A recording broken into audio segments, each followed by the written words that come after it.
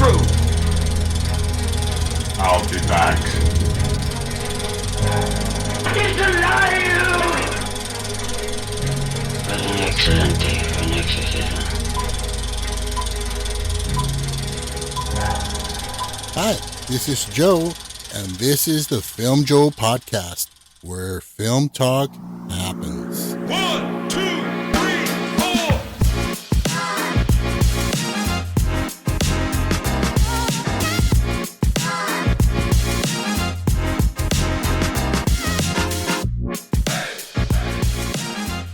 Hi, I'm Joe, your host, and I'm here with the one and only... The man, the myth, the legend, the one that people denies under their bed at night. Ooh, that's Carlos. Creepy Carlos. There we go. And welcome to the podcast where we talk about films, filmmakers, trends, the good, the bad, and the not so bad, all in the spirit and for the love of film. So this week we're going to kick it off. Yeah? Kick it off. Kick. Yeah. You got that? Yeah, I like that. I get that. With some martial arts films, and not just any martial arts films. We're going to be covering 3 martial arts films that represent, I guess you could say, 3 legends of different eras. Yeah. And keep in mind also that we're not professional movie critics, and our opinions probably don't matter a shit to anybody. So, Funny to hear, irrelevant for most. absolutely, 100% agree. So, now, as you've noticed, we did not release last Wednesday, and so we readjusted our schedule for release. So we are going to go with every Friday instead of Wednesdays. Correct. Yeah. Now, I know y'all have missed us. And I know. I miss talking to everybody too. Yeah, all 4 people. Correct. Hey, at least we got 4 listeners. Hell yeah, man. Maybe 5. Possibly 5. Shoot for 10. Yeah. We can have 6. Well, we do have 6, including myself. There you go. All right. All right. So, based on the theme of this week's episode, we're talking about martial arts films, and we will be giving a rating to each film on a scale of 1 to 10. And being this is martial arts, it's 1 out of 10 kicks. Easy, simple, nice said and done. Straight to the point. But before we continue,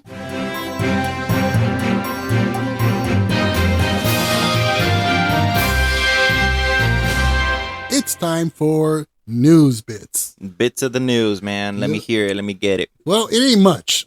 Probably because of the strike. Yeah, I mean, there is a lot going on, but I've just, been kind of lazy in getting information. But I did get to see an amazing trailer for a real movie. Oh. Martin Scorsese. Oh. The director of Taxi Driver. Yeah. Goodfellas. Other films. Just an amazing filmmaker overall. He's got a movie coming up called Killers of the Flower Moon. Ooh. It looks amazing. And it stars Robert De Niro. Okay. And Leonardo DiCaprio. Here comes another Oscar. Definitely. This film was originally scheduled actually to come out on Netflix. Okay. But I think their deep pockets are no longer as deep because it's over at Apple TV now. And they're coming up. I mean, Apple TV also has Napoleon with Joaquin Phoenix coming up. Is that? Oh, okay. I saw the poster for that in the movie theaters once. Watch the trailer. And this one has to be seen theatrically. Yeah. Napoleon.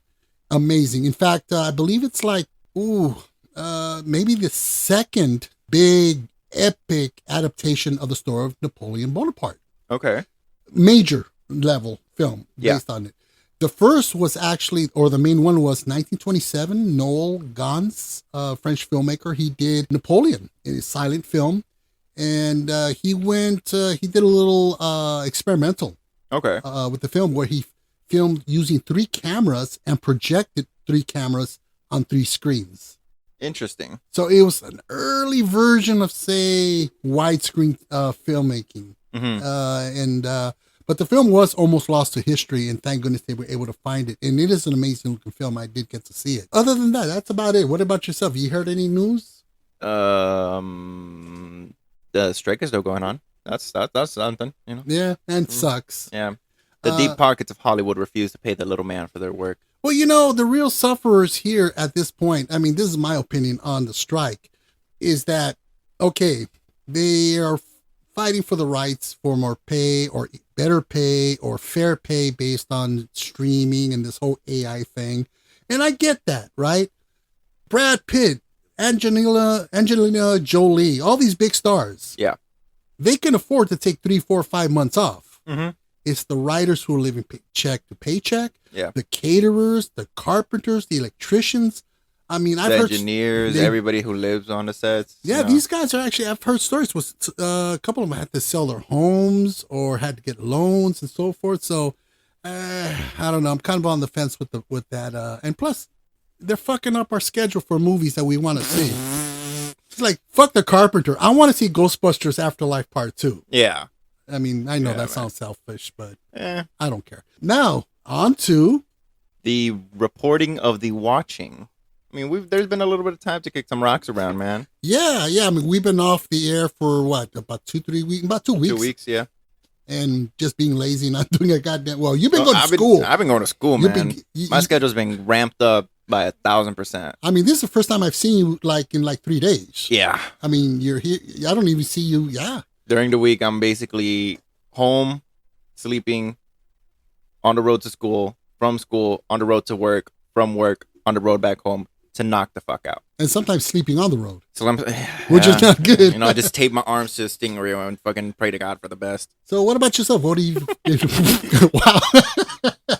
What have you watched? So funny enough, I have seen a couple things. Okay. In our critical thinking class, we're talking about the experience versus innocence phase in a child's life, life, you know. Okay. So talking about how they're still a child because they still have that innocence to them, and once they start getting real world experience, then they start losing that innocence but gaining experience. Wow. Yeah, right. It's trippy. Yeah. And the professor has he's cool as hell, man. He's trippy. He's talking about like the different poems that we're reading, the different stories and everything. And he's picked 2 movies that we've watched in class. So I have seen something, Okay. both of which in his class. It was Jojo Rabbit. Great fucking movie. Yeah. Yeah. And All Quiet on the Western Front. Which one? The 2022 version. Oh, okay. Because The German one. Yeah. Because there's like 3 versions, 4 versions. Yeah, something. But like all versions are great. yeah. I've heard. Yeah. Wow. So we've been just watching that and talking about it. Like, Wow. all right, so what happens when the child signs up for the war front? Is he as excited in the last scene of the movie where he looks all, the 1,000-yard stare type of thing? Right. And it's like, what happened throughout that entire thing? And it's the experience of war and the losing of the innocence. It was a trippy class, man. Wow. Trippy fucking class. Wow, that sounds amazing. Okay. Yeah. I mean, I'm depressed now. Yeah. Well, now I've seen. Mm-hmm. I finally got to see. I saw a few movies. I got a few. Okay. One, Barbie. You finally watched it. I finally watched fucking loved it, didn't you? a complete and total piece of shit. What? I couldn't stand. What? I suffered. I had pink nightmares over this movie. This movie was horrible. Okay. Let me be positive here because we try to stay positive here at the podcast. He's right? enough, man. Okay. Margot Robbie as Barbie. Yes. She's an amazing actress. Absolutely. What's his name? Who played Ken? He did Blade Runner. Yeah, and La La Land and all that. Anyway. Ryan Gosling. Yeah. There you go. He was really great too. Oh, yeah. The entire cast was great. What's another positive thing I can say? Oh, yeah, it wasn't a Marvel movie. I mean, first of all, this movie was so full of indoctrinating, misguided, woke bullshit. I feel like it was a call on the woke agenda versus it was so feeding into it. No, because I mean, look at the role of the male versus the role of the female. It's a satirical comedy, man. It was horseshit. So whatever. You didn't understand the complexity that was Barbie. The complexity was that it was horseshit. It was the complexities of Ken. I've been telling everybody, if you know me, if you love me, and there's a sequel to this movie, do not make me watch it. We're gonna make you watch it. Oh God, yeah, Ken, right? The Ken movie. Yeah. Oh God, it was so bad.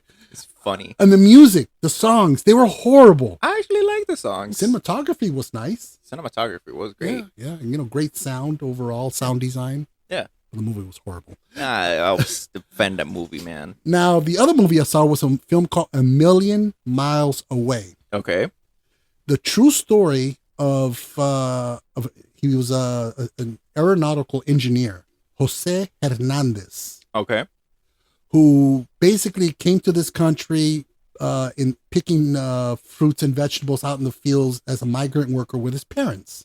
Oh. Always had an eye out for the stars. Okay. He grows up, graduates from high school, goes to college, becomes an engineer, and gets a job at an aeronautical or aerospace company. Ooh. But every year he put in an application for NASA because he wanted to be An astronaut. 11 submissions, all denied. Yeesh. Until the 12th one where he physically himself went to NASA and gave it to the guy in charge and gave him his story of why he wanted to be an astronaut. And he became an astronaut Oh, shit. on one of the last discovery missions of the space shuttle. Oh. And true story. Amazing. And he went to space and he became the first Latino in outer space and the first Latino to play rancheras in outer space. Hell yeah, man. Represent. And it is a beautiful, awesome movie about the gift in this country that there's the opportunity for education. You have the dream, you have the drive, you have the opportunity. Take it, go for it because the sky's the limit. Yeah. Or the stars. Well, the stars. Ba-dum-ks. And guess who plays Jose Hernandez? I want to say Michael Peña. Michael Peña. Dude, I fucking see that, dude. It is God. a beautiful, and the movie has you sobbing like a little bitch from the beginning. Done deal. It's beautiful. It's inspiring. It's getting a lot of rave reviews, especially right now. It's a Hispanic Heritage Month for us, and it's being put out there. It's just an amazing film, and it's great. So, whatever you do, watch that one. I'll genuinely give it a shot. Yeah. Another film I watched was called Mafia Mama. Okay. I don't know where the fuck this movie came out from, but I popped up, I watched it, and it was horseshit. So we'll move on. The next one was The Last Voyage of the Demeter, which is the Dracula film, or basically based on a chapter in Dracula. And it was good up to the end. I'm not going to give away any spoilers on that, but it does change the storyline of what happened in the book. What happened in the book. Okay, let's just say, suffice to say that the ship has no survivors in the book, but there is one survivor in the movie who vows to come after Dracula. Yeah. I didn't see that shit in the fucking movie Dracula, nor did I read it in the novel Dracula. So I call horse shit dog shit. So, Well, I mean, okay, But- how boring would it be if they just went, well, not really. well, let's not rewrite literature. It's classic True. literature. It's like, okay, let's do a film about Romeo and Juliet, but they both survive and they wage vengeance, or at the Yo, I would watch that. yeah, wow, Like a modern Romeo Juliet, but they're both like different mafia wow, crews. that would be interesting. Yeah, I'd watch that. So, but that's about it. So I've been pretty busy watching a bunch of stuff, and except for Barbie, it was all good. Barbie was horrible. Don't give me that. It's too complex for you to understand. Complex. The soundtrack was great. The movie was great. The character was great. The dialogue was great. Hold on while I throw up in my mouth. You loved it. That You was just don't want to horrible. admit it. So, what do you say we kick it off and get into this episode? Barbenheimer weekend was the greatest thing ever. Oppenheimer was fantastic. Barbie. But you know what? If anything, before we continue with the episode, I am glad that a film like Barbie came out because it reignited the passion and the excitement of going to the movie theater. People went in droves to the theater, and it wasn't a Marvel film. It wasn't a Star Wars film. It was did something completely different and off just completely out of left field, which I think as a strong supporter, and I love film and going to the movies. I think we needed that. It's a shot in the arm to the industry. Yeah. Especially now. It's a little boost. Yeah, especially now where all these greedy bastards in Hollywood are like, we want more money. We're not doing shit. So, Okay, is it greedy though if you're just fighting for the bare minimum? Like, well, the thing is, fight for the revolution, man. yeah, and then people go broke and hungry because they're not that you can't work. Yeah. Well, I mean, Brad Pitt isn't starving. no. You know, so Oprah Winfrey, she's definitely not starving. Enough said. We're gonna move on. So let's go. Let's kick into this episode. So for our first film, we're gonna go back to the master himself in one of his most iconic films. I've come to speak to you about a tournament of martial arts. Roper! What's your style? You can call it the art of fighting without fighting. Where do you come from? Welcome. You honor our island. I have a funny feeling we're being fattened up for the kill. Let the tournament begin.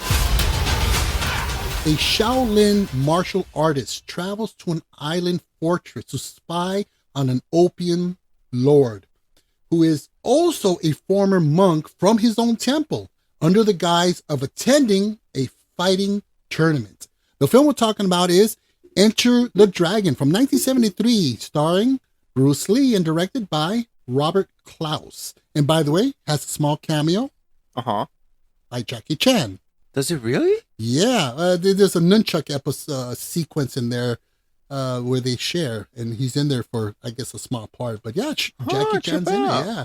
So I this, didn't see that. yeah. Now this is the film that basically just exploded into Western culture. They just blew up, and people were like, "Wow!" They'd never seen anything quite like this before. Mm-hmm. I recall when I was a kid, Missy 1970s, I was like 4 or 5 years old when this came out. So by the time I was 6, 7 years old, we were kicking the shit out of each other as children. I mean, you were like screaming and kicking. Yeah, you know, because it was so different. So the most exposure we had to on-screen cool fights were cowboy films or cop movies or TV shows. We, you know, and an occasional chop here and a chop there, kick here and a kick there. I mean, before that, we had the Green Hornet. Yeah. Which was also with Bruce Lee. Yeah. And that blew people away. So when this film came out, it just was a tidal wave of influence, and just incredible. What did you think about it? So I really my favorite was Mr. Williams. Oh yeah. The big ass black dude with the nice ass hair. Oh, he had big old afro. Cool, Oh, man. He was cool. Oh, that dude walked with swagger and everything. He was badass. And my favorite part was when I don't know who she was, but she was one of the ladies that was in charge of the other women on the island. And she goes to Mr. Williams' door. You can have anyone you like. And he goes to the line, you. Basically like picking out 6 of them. He's like, I will go with more, but I'm feeling a bit tired. Like, what the fuck, man? Oh, God. Yeah. It definitely has some awesome characters in it. You know, the different fighters involved, which is, you know, definitely, were you able to see that is the origin of the classic fight video game? Oh, absolutely. I see it. Even from everything to like how it was shot to how it, you know, it was all staged out. Yeah. I mean, well, that's another thing that, you know, the fighting styles or the way to shoot these sequences back in those days, they were to showcase the art itself of fight. You know, instead of, which we see a lot with Steven Seagal, who is, you know, you compare, Seagal's a joke by comparison, because you got the camera that goes in and takes a shot of the arm hitting the face or whatever, and then you get a shot of the face getting hit, and then you see the foot. And no, there were hardly any cuts in. It was mostly a master shot where you get to see full body, and you see that it is an art. Especially like that opening scene when he's at the temple and he's, you know, he's in that tanga or that G-string, whatever the fuck he's wearing, which was kind of disturbing. I don't want to see that shit, but you know, it was badass. You see the full artistry. Yeah. And that was the whole point of these films, because, you know, Kung Fu, and, you know, it's an integral part of the Chinese culture, almost like a religion. Yeah. And so it's very sacred, and you want to portray, you want to show it the right way. And it looked great. It was fantastic. Now, one thing I personally do remember, because I seen this shit like 1,000 times. 1,000 times as Easy, a kid. And I recall going to the drive-in with my folks to see it. Of course, I'd have to cover my face with like popcorn bucket because there were scenes that were Yeah. naked ladies. Of course, I would peek. You know, I was only little booby. Yeah, I was 5, 6 years old, but I knew what I liked. I mean, Yeah. I had to see, you know, but it was a bit slower than I remembered. Okay. Now, not to say that's a bad thing, because it definitely had, for being a low budget film, it had a solid plot and characters and intrigue, and it was a certain pace, so it wasn't boring, but it was slower than I recall. And I again, feel like as a kid, you just see everything and you're just more amazed by it, so it seems a lot quicker. Also, time perception as a child does not fucking exist, you know? oh no, Yeah. I mean, when you watch a movie, you see explosion, kick ass, fight, shootout. You don't see all the All the expository words and everything. Yeah, that's all you remember. And so you're right, it's collective memory. But one of my favorite scenes, what was your favorite scene in the film? The one where, man, I'll admit, it's a Bruce Lee movie, but Mr. Williams took it for me. Where he goes to fight the big boss. Or no, he goes to talk to him, right? And then they have this whole dragged out scene where they're fighting with each other. That or the final scene where Bruce Lee is fighting with that same dude, and they're fucking breaking all the cases, uses all the weapons. That is dude puts on the little claw hand. Oh yeah. Yeah, man. Oh, that was a great scene. Well, one of my favorites was it's actually an homage to I believe it was an Orson Welles film, the whole sequence with the mirrors. Yeah. Which has been done a gazillion times, and you know a lot of films use that. You know, the funhouse mirror thing, you know. But Orson Welles, I believe, if it wasn't him, it was Hitchcock. Don't quote me. One of the two. But I think Into the Dragon, historically, is the only film that done it the best, outside of the original source. Yeah. Because it was amazing. It was incredible. You know, what's interesting in that is, because, you know, Bruce Lee's, you know, with his fist, he's breaking mirrors and shit. He actually had a little metal brace on his knuckles. A little piece of metal so you can break the mirrors a lot easier. But it was real fucking mirrors. None of that plasticky, whatever the hell they use. Yeah. Or whatever. I don't know what they use in candy Hollywood. resin is what it is. That makes sense. Yeah. And but yeah, the mirror scene was one of my favorites. As I mentioned earlier, Jackie Chan did have a cameo. And that's and that's when there's a nunchuck sequence. In fact, during that sequence, Chan got hit in the face with one of the sticks. Yeah, and you know, Bruce Lee, he's like, dude, I'm so sorry. And you know, he's like, look, I tell you what, you can work on all my films after this. I mean, you know? But you know, Jackie Chan, he went on and did his own stuff after that. Yeah. And another interesting aspect, and this was very common with Bruce Lee, that he was one of the best, if not the best, but he was always getting challenged. You get people who are like, oh yeah, you think, you know, martial artists, oh yeah, you're badass on film. Let's do it real. Dude, okay, so before you go any further, I just want to interject this. I heard that when he was filming, he had to slow the fuck down so much because the camera would just be boop, boop, and they wouldn't catch anything. Wow. So that they had to tell him, hey, slow it down just a bit so we can get it on film. I fucking was watching Enter the Dragon. I don't remember. It was the scene where he's fighting the dude with the Mino scar. Okay. I don't know his name, but that dude. And they're fighting each other. And Bruce Lee goes, and with the right hand, whoosha, real quick. I was like, what the fuck just happened? Had to rewind it a little bit, watch it again. All you see is a little flash. Just pew, and there and gone. Yeah, and that was no camera tricks. Crazy to see. Wow. The human body cannot move that quick. That dude, okay, also last thing. That dude is 0% body fat. Oh, yeah. Well, that's cut as shit. Yeah. Yeah. He was perfection, which is, I mean, there's a slew of conspiratorial stories as to how he died and why he died. Yeah. And one of them being that he actually sewed his armpit pores or closed them so he wouldn't sweat. Uh-huh. And that contributed to him getting heat stroke. Yeah. Huh? Yeah.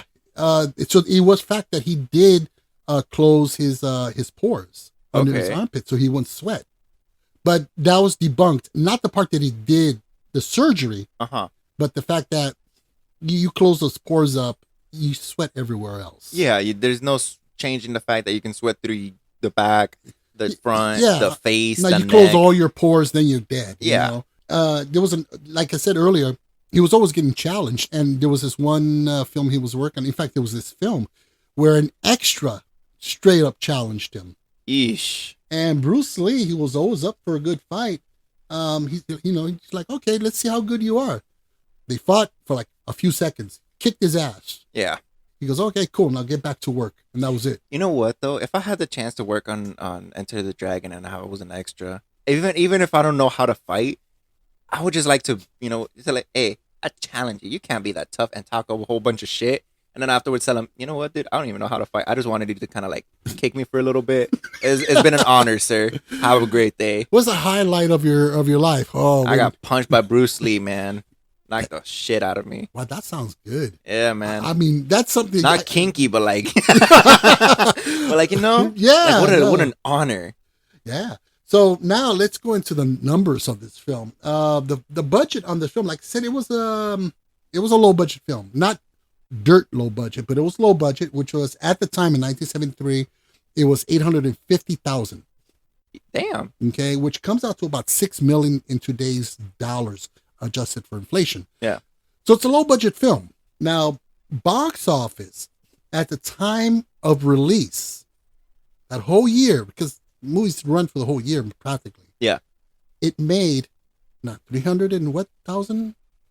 850,000. 850,000. It made in 1973 $400 million, Jesus. which is about $3 billion in adjusted for inflation dollars today. People brag over over $1 billion movie now. $3 billion. Not only that, just multiply how much it costs to make versus how much you're getting in return. It was amazing. Crazy. I mean, and of course that opened up the floodgates. Absolutely. From that point, and Warner Brothers came in and contracted him to make a couple more films for them. So pretty much upon its release, believe it or not, it received generally mixed reviews at the time from several critics.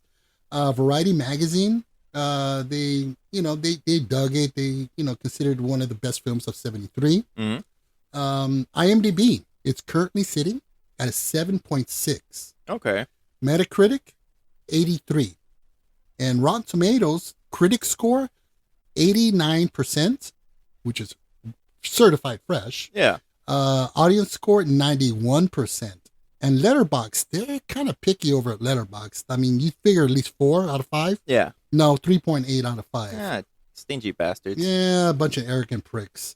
So overall, I personally thought it wasn't as polished as most fight films that we have today, but it was definitely mind-blowing for the time. Yeah. And you can see where it paved the way for films like John Wick and The Matrix, Mm-hmm. which were definitely influenced by these films. And what worked for me was that Bruce Lee he made these films work. Someone else, it could have been just a generic film, but he had the charisma, The character more than anything. and the arrogance, Yeah. which really came across. So let's go with ratings. Perfect. Oh, and by the way, there were no sequels or remakes of this. Yeah, no. They should never remake this. No. So what is your rating? So, being the granddaddy of many different types of things, from anything as far as like fighting games, other sequel movies, Matrix. I mean, it is a granddaddy of many different areas. Right. The fight scenes are cool as hell. Characters are cool as shit. Mr. Williams' fro is He's the man. So cool, man. It's all about the fro. Yeah, man. When I was younger, that was the one thing I wanted to do with my hair. Until I realized my hair is nowhere near being able to grow a fro. My hair is damn straight, man. Yeah. It's very sad. A little Mexican kid with an afro would look definitely strange. I wanted an afro, though, man. I wanted an afro. But, yeah, coolest shit movie. Bruce Lee, I mean, his fight scenes were just, the cherry on top to the entire thing. I give this movie a solid 8.5. All right. 8.5 kicks. Well, I thought, the fighting scenes were as near perfect as you can get. Mm. The way they were shot, the energy, and how it was showcased with the cinematography was just fantastic. Again, just set the path for how films should be done. Yeah. And we're done eventually. The story, pretty solid. Acting, leaves a lot to be desired, but it ain't about Fair. the acting. It's not really though, you know. Yeah, and but it is without a doubt a great piece of cinematic history. My rating 7.5 out of 10 kicks, Not bad. which is a damn good film. So next up, we have another legend who had worked with Lee before and basically took up the mantle in its own unique way. Welcome to What's Cooking Tonight, Anybody hungry? television's most popular star Who is that guy? is not what you'd expect. I know that guy. He's a gentle soul. I know you. He's Jackie. You're a nice guy. Mr. Nice Guy. A Chinese chef accidentally gets involved with a news reporter who filmed a drug bust that went bad and now is being chased by gangs who are trying to get the videotape and try to kill him in the process. The film we are talking about is Mr. Nice Guy from 1997, directed by Sammo Kambo Hung, and it stars Jackie Chan. What did you think of this? I know immediately why Jackie Chan is blacklisted from every single insurance company. I read once that he's been blacklisted and anything he makes has to come out of his own pocket. I was always like, oh, I wonder why. You fucking see why. The man is doing shit that, you know, most people would tremble at. Well, no safety nets. No. No wires. No stunt doubles. No padding. No nothing. The guy was a maniac. He was insane. Yeah. But he was just, I mean, when I recently watched it, I just, the story we'll get into later in the plot and the acting, which was so, Yeah. but it is such an amazing joy watching him work. I mean, he's climbing up stuff, he's knocking stuff over, he's using... One of the other things that I like about Jackie Chan's fight movies, he uses the fucking terrain to fight too. He has a bucket on the floor, kicks it up with his feet, punches it to the other dude, or, you know, whatever the fuck. He uses what's around him, ladders, picture frames, whatever he can find. And that's all his choreography. It's just fantastic. You know, like I said, the plot, paper thin. Yeah. You know, Yeah. and not great, but, you know, it's Chan. Jackie Chan who makes this movie, and all of his films for that matter, spark. Yeah. Because he looks like he's having fun, even though he almost dies half the time. He's incredible. I don't know if you watched the extra little bloopers at the end of the movie. Did you? Oh yeah, I always stick around for those. Okay. So do you remember the scene where they're in the construction area and they had the saw blade and Jackie Chan rolls over it? It's like, a real saw it's a blade. fucking real saw blade, and he's practicing. He's like, okay. Like, Oh, and he almost nicks himself like once or twice. I was like, Jesus Christ, man. I mean, come on, use a rubber saw blade or something. I don't know, man. We don't have to go for the legitimacy here. Oh man, but he does. He goes for authenticity all around. I mean, which is why films like he said, he's blacklisted from a lot of insurance companies globally. Yeah. He cannot do what he does with an American film production. No. They won't let him. No. There's not enough insurance that'll cover that. And I mean, you look at what was it, Rush Hour. He did a lot of his own stuff there. I mean, and it really made the studio executive cringe. Yeah. And the butthole pucker. Like, don't like do Jackie, and we know you can do it, man. We know you can jump off the motorcycle, but we really can't have you jump off the motorcycle, brother. Yeah, see that guy over there? That's Bob. He's expendable. He can die. He's okay. We don't really need Bob. Yeah, he'll do it for you. Put the same haircut on him. Looks just Camera like angles. We'll work with it, man. We just can't have you do it. So yeah, he definitely. So in Rush Hour, there was a lot of stuff that he didn't do because of insurance reasons. Sure. You know, another aspect that's unique about Jackie Chan, which is, you know, sets him apart from Bruce Lee. I mean, he took up the mantle as the action martial arts king, but he differentiated himself from Bruce Lee with humor. Yeah. Oh, for sure. And cartoony kind of situations. It's very cartoony. I mean, the whole situation where he finds the reporter I mean, he's getting groceries and she's being chased down an alley, like as it's a scene from Looney Tunes. Yeah, it's very, very cartoony, and but it works, and it is fun. Again, it doesn't give much to the credence or the legitimacy of a screenplay. Yeah, but it's just a lot of fun, and that's the whole point. It's fun, little goofy stuff strung together with a general plot and a lot of amazing visual action. Yeah, that just make you go, how did he do that and not die? Yeah. I mean, just incredible, which is why he's one of the richest men in China. Makes sense. Which, by the way, he's giving none of it to his kids. Yeah, I was just about to tell you that. I heard that and I was like, damn. He's like, y'all, you work for your shit. Like, oh, you know what? Sure, man. It's your money. It's like daddy almost died for this. Yeah. I'm going to be buried with this shit. Yeah. Now, you remember the scene, to tell you, because they filmed this one in Australia. That makes sense, yeah. And of course, they were able to get away with a lot of stuff that were prohibited him, like insurance and all that. It's different than the U.S. That house, that whole mansion that they destroy in the climax. Yeah. They left such a mess. I mean, they built this ginormous mansion and they tore this fucking thing down. It was such a mess that they left behind that Australia said, thank you for filming here. Don't ever film here again. They were banned. They were banned from Australia to ever film in there again. And also Jackie Chan being the perfectionist that he is, because he plays a TV chef. Yeah. Which is funny because they never fully explain how is it a TV chef is a master kung fu fighter. You know what? He just is. He's so like, much time working that sourdough right. that, you just get those, the training in. But he actually took cooking classes and he learned how to cook professionally.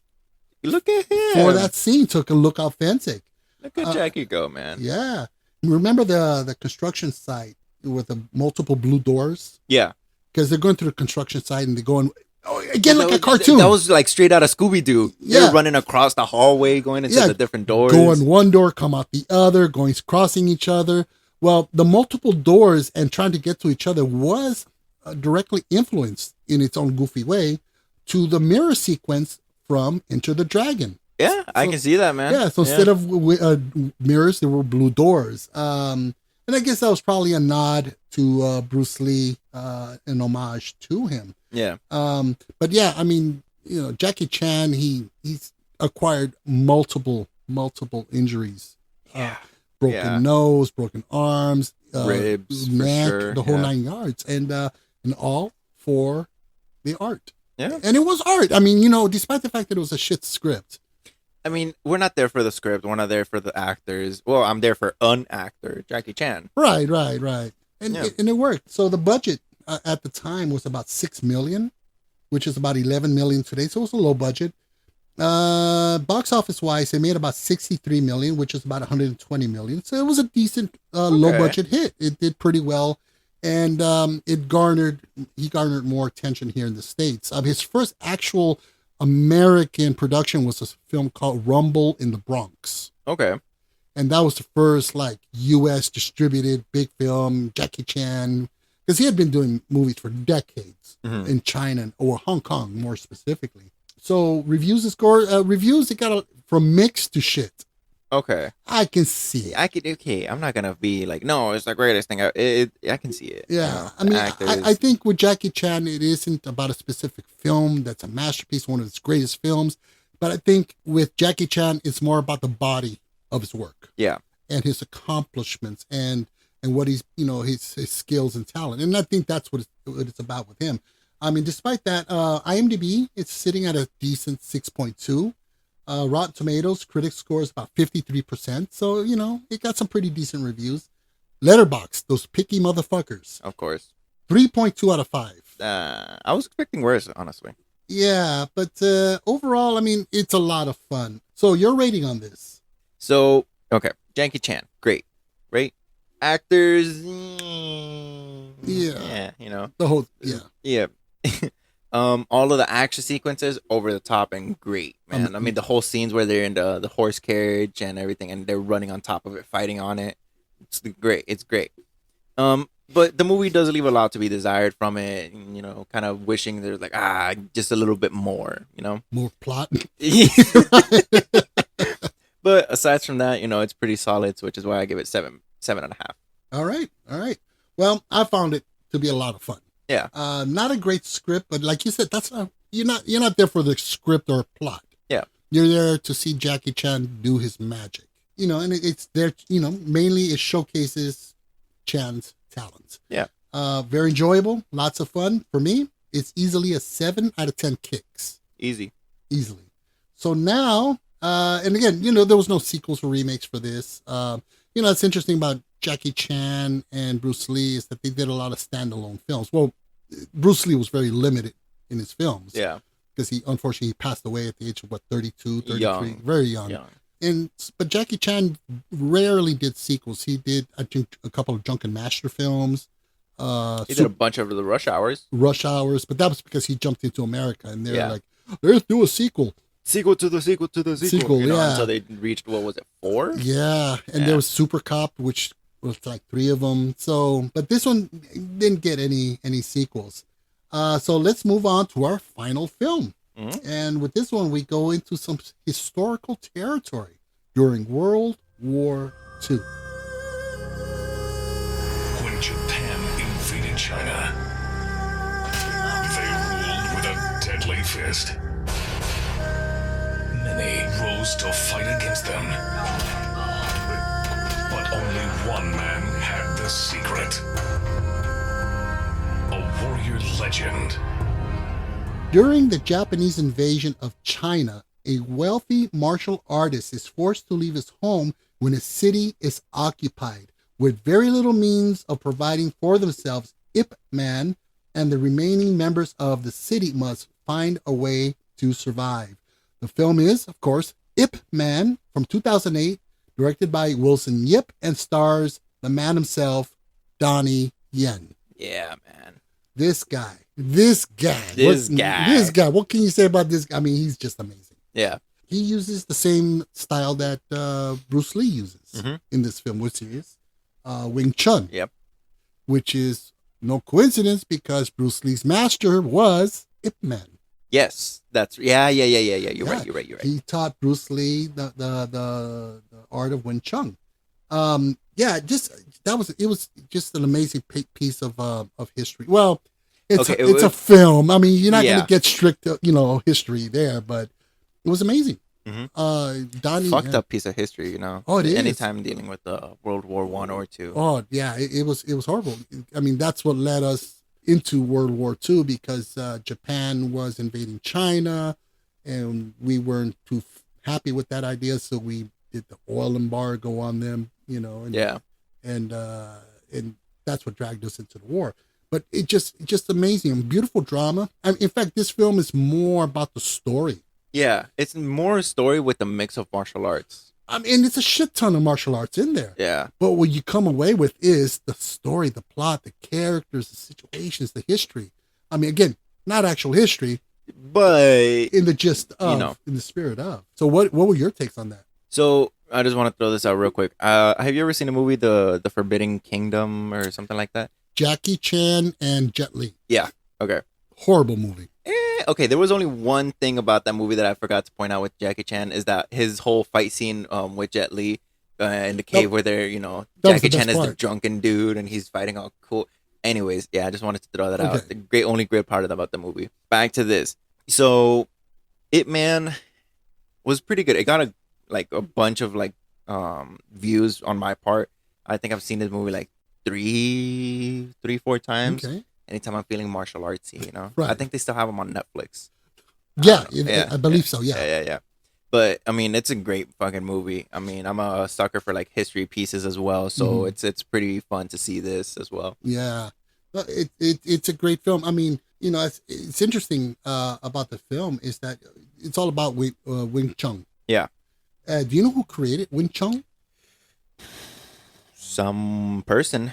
Someone. Martial artist, probably. 2 women. Really? Yeah. Ying Mui. I totally butchered that one. Sure, yeah. Mui. Mui. And Yim Wing Chun. And basically, according to legend, a warlord wanted to marry Yim Wing Chun, but she refused and instead challenged him to a duel. She came across Ying Mui, a Buddhist nun, who she asked for help. And together they created the art of Wing Chun, which is named after Yim Wing Chun, who won the fight. Ah, okay. Yeah, it's pretty cool. So it's, you know what a man created. No, it was two women. And it's a story. That should be a movie. Yeah, no shit, huh? I mean, I'd watch that. But yeah, it's I remember the first time I watched, and there's like quite a few of these Ip Man movies, which we'll get into later. But to me, it was about the historical core and the characters and the drama. And like in the fight scenes are just amazing. Donnie Yen. Jesus, he moves quick too, man. Oh, he's amazing. Well, he was recently in John Wick 4, which I love John Wick. Keanu Reeves' character is amazing, but Donnie Yen plays a blind assassin. Yeah. And he is amazing. Using a little bit of humor and a little badassery. Well, he was also in Rogue One. He was in Rogue One. He was fucking cool as shit there. He was also blind there too. Yeah. And what's amazing, I think that what sets Donnie Yen apart from Bruce Lee and Jackie Chan is that, and nothing negative towards either one, because they're both legends and they're amazing, and we're just blessed and lucky to have them in film. Yeah. They're not good actors. Donnie Yen. Donnie Yen is a damn good actor. Yeah. Amazing. So with a Donnie Yen martial arts film, you're going to get amazing martial arts, because he is a very story and script driven actor. You're going to get a good script. Yeah. And you're going to get damn good acting and performance out of him. And it's the trifecta in his films. And that's why, I mean, he played a minor character in Rogue One. He played a side character in John Wick. And both times, I would say he stole the scenes. He stole the scenes. I mean, you come away after you see Rogue One, you know, he was in it for what, maybe 10 minutes, 15 minutes? If at that. And at the end, you're like, that Donnie Yen was badass. Yeah. Same thing with John Wick. He wasn't in it that much. He did play a pivotal role, but that's what I think. And, you know, I think that's, you know, discussing these three martial arts legends is that they didn't copy one another. No. They didn't seek out to be the reigning king of martial arts films, but they just set themselves apart by being their own thing and not trying to say, well, I'm going to be the next Bruce Lee. Yeah. Jackie Chan's like, fuck that. I'm going to be Jackie Chan. I'm going to be Donnie Yen. And so I think that's what's amazing about these three generations of martial artists and the incredible body of work. So this film at the time, the budget was about $11.7 million, which is about $17 million. Okay. Adjusted for today. Box office, it did do as well, probably because it had limited release. It made about $22 million, which is about $30 million today. So it didn't make gangbusters box office. Sure. But I would say it's double your money. Sure. I'll take that. Yeah. I mean, I don't know if that's counting China box office, because I'm sure China box office was insane. Oh, sure. Absolutely, man. Yeah. Now, as far as like, well, imagine the pride that you're feeling, you know? Oh, absolutely. You're in, okay, let's just play out this whole scenario. You're in the same area of China that was invaded by Japan. So you still have like this lingering sort of effect still where your area was being occupied by Japanese forces. And all of a sudden you're seeing a movie come out, you know? A national hero. A national hero, you know? Yeah. Critically, Variety, they wrote that Yen, who's taken on a real star charisma in middle age, because he did this when he was already in his middle age, like 35, 40. Damn. Yeah. He looks young. Oh, you know, Asian folk age well. They do. You know, Latinos, blacks, and Asians. Then again, the more active you stay, the younger you look. Oh, absolutely. You know? So him being, you know, a kick-ass master. Oh, I think keeps that's him young. Absolutely. Limbers the body. Because he's what, maybe 50 something right now, and he still can rock it. Oh yeah. But they said that he had a real star charisma, you know, in his middle, and he aces as Ip Man, and so yeah, he was really well received critically for his performance. IMDb has this sitting at an 8. Metacritic 59. Critics didn't really care for it. It's weird because on Rotten Tomatoes, critics, it's 86%. Okay. So I don't know. I don't know where that happened. Yeah. And audience scores 93%. Letterboxd brings it in at 3.9 out of 5. Not bad. Not bad. So I mean, and it's one of those films that it comes out, just kind of lingers out there and just catches on. Yeah. Kind of like John Wick. It's like a slow burn. Yeah. They catch on. People catch it on video, on streaming, and it just becomes this phenomenon within itself. Yeah. Sequels. There was quite a few sequels. There was Ip Man 2 in 2010, a couple years after. Ip Man 3 in 2015. And there was another film that really wasn't part of, but is kind of. Okay. I don't know if it's reimagining, but it was called Master Z, Ip Man Legacy. Okay. Yeah, I've never seen it. I've never seen it. Yeah, it came out in 2018. And then the last one was Ip Man for the finale. And I think that was the last one. Obvious, right? Finale? Yeah. Yeah. Yeah. Yeah, thank you. Yeah. Thank you very much. Okay. Yeah. So what is your rating on this one? So I am a historian buff. I fucking love anything having to do with like timepieces, especially when it's talking about like either one of the world wars, you know. Mm-hmm. And the Chinese occupation, the Japanese occupation in China, and then narrowing it down to these specific characters involved, and how he went from this living on top of the mountain, Wing Chun master, to now, having to work and kind of survive, just doing the basic necessities, trying to feed his family. It was a real devastating story. Yeah. And then you mix in some good ass martial arts in there. Mwah, chef's kiss, man. Chef's fucking kiss. That's why I give it an 8.5 as well. 8.5. That's pretty good. Well, I thought it was a beautifully polished film. Film that focuses on characters, stories, but gives more than enough action to keep the adrenaline pumping. Yeah. Beautiful balance. And like I said earlier, you come away with, you don't come away with, that was an amazing kick-ass movie. That was so much badassery. But you come away with, that was an amazing story. Yeah. Amazing character. So it was quite an accomplishment for a martial arts film. So my rating out of this is an 8 out of 10 kicks. Not bad. Not bad. Amazing, amazing film. Now, further recommendations. 2008. Chocolate. We've seen this one. Oh, geez. That one's fucking good. About an autistic girl who learns Kung Fu by watching it on TV and observing a Kung Fu school across the street. Yeah. Just watching. I'm not going to lie, dude. I feel like I could do the same thing. I feel like if I watch enough of the stuff, I can break it down and then just repeat it. And you can probably get my ass kicked. But you know what, man? I'll try. At least in your mind's In my mind, it'll be completely different. Yeah. In my mind, I win every fight. Wow. Well, so aside from that, we have Ong Bak, the Thai warrior with Tony Jaa. I've heard of this so many times and I've never seen it. You have to see this.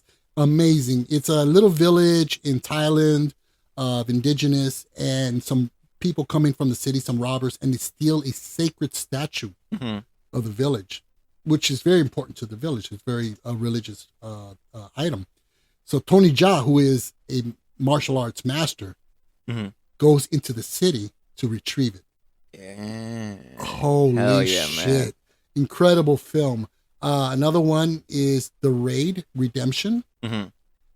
Remember this one? I remember this one. Amazing, where it's almost like a video game. I mean, you're going level by level. Literally. It's about a SWAT team that goes into a hornet's nest of drug dealers, and the main drug dealer's on the top floor. And the SWAT team has to go in there and take this guy out on the top floor. And they get killed one by one, except this one dude, the hero of the story. And he makes his way up to the top, fighting the big boss, just like in the video game. Incredible stunts. Also, one of those things you go, how did they come away with not killing anybody in the process? Yeah. But yeah, so those are some great films. We highly recommend those. If you haven't seen them, do yourself a favor. If you like these stuff, Ong Bak and Chocolate. Yeah. Especially. Raid Redemption, incredible film as well. So overall, I mean, from the early 2000s on up, there has been a huge influx of these kind of films, these indie films, these foreign films that highlight and showcase these martial arts, type of films. And I think, my opinion, I think that all started with The Matrix. Mm-hmm. That kind of inspired audiences to want to see more. Sure. I don't know. I can see it. I can see it. Yeah. Because in fact, the choreographer for The Matrix was I think his name is Wu Ping, who is a legendary choreographer and martial artist. And so that definitely brought the interest level up. And yeah, you have a lot of these indie films, indie small films from other countries, from Thailand, from China, from Japan, that just kind of filtered through and just brought on this cult following since then. So any closing thoughts before we jump out of this episode and kick our way out? Get it? Thank you. No, I got nothing, man. I'm pretty much remembered everything that I have to remember. All right. Yeah. Well, so remember, so now next week's episode, which will be coming out this coming Friday, we are going to go on an adventure. Yes. We're going to go with Raiders of the Lost Ark, Indiana Jones and the Temple of Doom, and Indiana Jones and the Last Crusade. We're going to cover the trilogy of Indiana Jones. We're not going to cover the other two because, well, they're less than mentionable, but they're not bad films, but they don't belong in the same room. In the same category. In the same category as these three. So be sure to tune in for that one. Our Indiana Jones trilogy recap. Extravaganza. Yes, sir. So we hope you've enjoyed the show. Please help to support the pod by giving us a 5-star rating. Leave us a good review. Another way to support is basically subscribe and or follow us on Amazon, Spotify, iHeartRadio, Deezer, Audible, Boomplay, or wherever you get your podcast fix. Also, don't forget to swing on by our Facebook group page and leave us a comment. Don't be silent. Don't be shy. Leave something. Say something. Leave us a picture. I don't know. A love note. A love note. No, that's kind of creepy. It is very creepy. Yeah. But something. Talk to us. We love to hear from you. You can also contact us directly via email at thefilmjoepod@gmail.com. So, final words. Well, yeah. Outstanding. I'm Joe. I'm Carlos. And this is the Film Joe podcast, where film talk happens.